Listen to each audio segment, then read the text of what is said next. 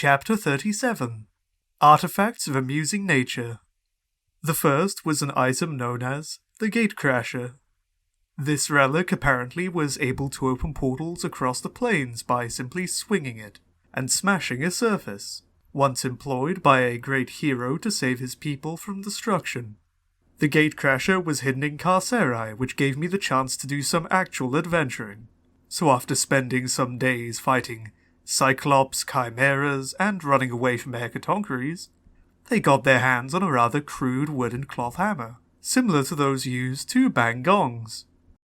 It was extremely heavy, so Vorgok was tasked with using it after Valenar had conducted some research. The scroll suggested that the person bearing the Gatecrasher would have to call out one of the ancient names for the planes it listed, strike a surface, and then a portal would open. They tried it out with Ikabar, the ancient name of Galarian, and Vorgok smashed a wall open, sending everyone else flying in a blinding explosion of light and opening a 60-foot wide rift into Galarian. The party arrived at a nondescript location in Varisia. Valenar was out of teleports, so they took the flying carpet and returned home after some days. On the way back home, they studied the other two scrolls. The Wellspring of Well-Being, a mystical cauldron said to allow anyone within its vicinity to survive in even the direst of environments. Thought to have been abandoned by its last owner in the World Wound, and later recovered by a traveller who now posed as a prophet of the gods, and used the wellspring to perform miracles. The Quill of Karlovac, made from a golden feather plucked from a sphinx. The quill was supposedly employed by several powerful magicians throughout history to trap spells within scrolls and grimoires. It was currently being kept as a relic in the headquarters of the Pathfinder Society. Chapter 38 Upping the Ante.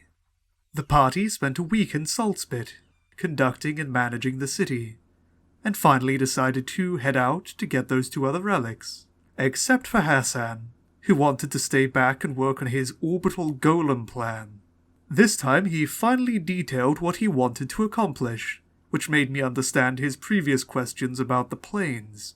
He wanted to get multiple iron golems in geosynchronous orbit above the most important cities in the inner sea, filled with all manner of contingency spells ready to open a portal to the null region between the negative energy plane and the quasi-elemental plane of vacuum, releasing the nothingness there and obliterating everything around the impact area. He thought that, since iron golems heal 3 HP per point of fire damage and any excess gets turned into temporary HP, they would amass so many temporary HPs due to the heat caused by atmospheric friction during planetary entry that they would be able to survive the crash and release the spells on the impact zone. The crater caused by the crash proper would be icing on the cake.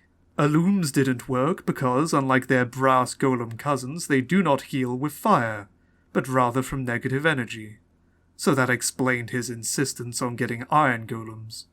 I ruled it made sense. Rakim's player calculated the golem's terminal velocity and approximate heat generated by planetary entry, and from that determined the number of temporary HPs, but I don't have it in my notes. I do remember it being more than enough to survive the impact, even if I considered the limit of 20d6 falling damage didn't really apply to such a scenario. Though I still wondered how he planned on getting the golems up there. But Hassan's player was quick to remind me of the interplanetary teleportation spell from Ultimate Magic.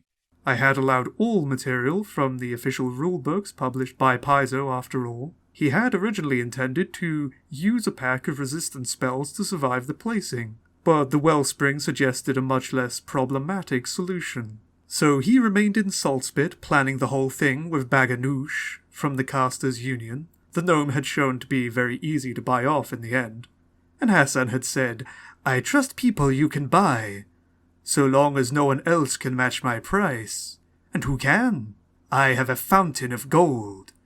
While the party did some fun adventuring, retrieving the relics, exposing the owner of the wellspring as a fake, and stealing the cauldron afterwards, the quill involved a lot more planning at first, trying to decide how to assault the Pathfinder Society's HQ.